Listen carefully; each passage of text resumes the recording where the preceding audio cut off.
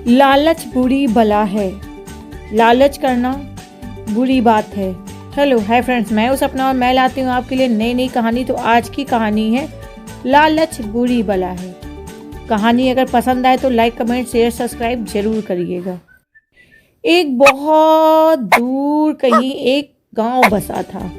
उस गांव में ढेर सारे लोग रहते थे, बट सब सीमित परिवार के थे।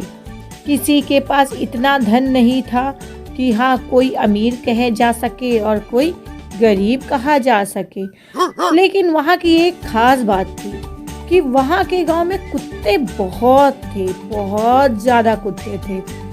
अब उन कुत्तों से सब बहुत परेशान हो गए थे। उन कुत्तों को कोई देना भी नहीं चाहता था खाना रोटी, क्योंकि बहुत ज़्यादा थे, उनकी संख्या भी बहुत ज़्यादा थी। तो लोगों के दिमाग में ये बात बैठ गई कि इन कुत्तों को अगर यूं ही खाना खिलाया जाएगा तो इनकी संख्या बढ़ती जाएगी। फिर क्या था, उन कुत्तों में एक कुत्ते को बहुत ताकतवर था।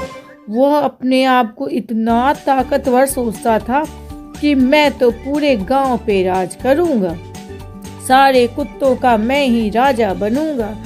इस तरह एक कुत्ता अपने मन में ख्वाबी पुलाव हमेशा बनाए रहता था, जो कि वो ऐसा कुछ था नहीं, बस उसने अपने मन में ख्वाबी पुलाव का घर बना लिया था कि मैं इन सभी कुत्तों का राजा हूँ, मेरे बिना इस गांव में कोई कुछ नहीं खा सकता है। पर वैसे ही वो बूढ़ा कुत्ता धीरे धीरे धीरे काफी बड़ा हो चुका था और बूढ़ापे की ओर जा रहा था। तो वो ज्यादा कुछ कर नहीं पाता था, लेकिन फिर भी उसके दिमाग में ये बात बैठी थी कि वो सबसे ताकतवर है।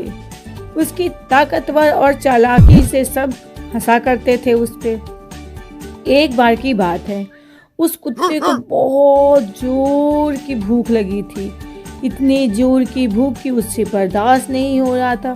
वो गांव के सभी दरवाजे के पास जाकर खूब भौंकता, भौं भौं भौं भौं भौं भौं, पर कोई भी उसे रोटी देना नहीं पसंद करता था। लेकिन क्या, भूख के मारे तो उसकी जान निकल रही थी। तब तक एक गांव के एक आदमी के पास उसने देखा कि कुछ हड्डियां हैं। उसने वहां पे जाकर भौं भौं भौं भौं करना शुरू कर दिया। वो आदमी भी थोड़ा दयालु था, उसको उस कुत्ते पे दया आ गई। उसने हड्डी का एक टुकड़ा निकाला और उस कुत्ते को दे दिया।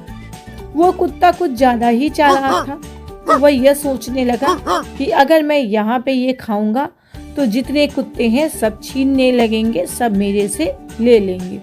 तो उसने सोचा क्यों ना मैं इस हड्डी को गांव के बाहर जाकर तालाब के पास खा लूं।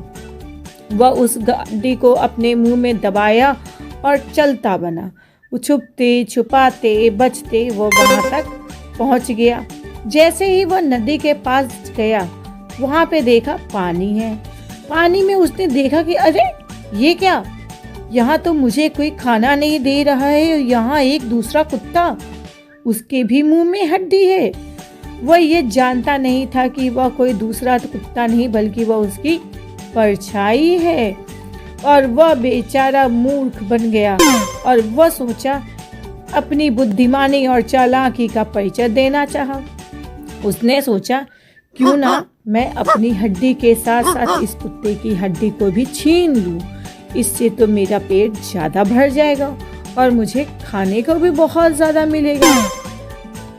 फिर उसने सोचा अगर सीधे सी इसने मुझे ये हड्डी दे दी तब तो ठीक है, और अगर इसने सीधे सीधे मुझे ये हड्डी नहीं दी तो मैं इसको भौंकूंगा और भौंक कर डरा कर भगा दूंगा। वो ये समझ ही नहीं पा रहा था कि वह जो सोच रहा है वो अपनी ही परछाई के बारे में सोच रहा है। फिर क्या था, जैसे ही उसने उस परछाई को भगाने के लिए अपना मुंह खोला, वैसे ही वह उसके मुंह के हड्डी नदी में गिर गई और जो उसके पास बड़ी मजबूरी और मुश्किलों से मिला था वो भी उसके हाथ से छिन गया। अब वो बेचारा वहीं नदी के किनारे मुंह लटकाए बैठा रहा। बैठे बैठे काफी समय बीत गया और वह काफी रो रहा था और अफसोस कर रहा था। तब तक गांव के सभी कुत्ते धीरे धीरे वहां पे उसकी रोने की आवाज सुनकर पहुंच गए। क्या फिर सबने पूछा, क्यों भाई, क्या हो गया? तुम तो बहुत ताकतवर हो, तुम भला क्यों रो रहे हो? तुम्हारे रोने का कारण क्या है? तुम कैसे रो सकते हो? तुम तो अपने आप को बहुत ही चतुर, चालाक और बुद्धिमान और ताकतवर समझते हो। हाँ हाँ, जाओ, तुम क्या जानोगे? तुमको मैं नहीं बताऊंगा। अरे बता अभी दो, बाकी कुत्तों ने कहा। उससे ये बात रही नहीं गई, तब तक एक कुत्ते ने पता लगा लिया और वो जोर जोर से हंसने लगा। उस दूसरे कुत्ते की हंसी की आवाज सुनकर बाकी कुत्ते चौंक गए कि अरे क्या हो गया? तो फिर इसने बताया कि वह नदी में अपनी ही परछाई को देखकर वह एक हड्डी का टुकड़ा जो मुंह में दबाया हुआ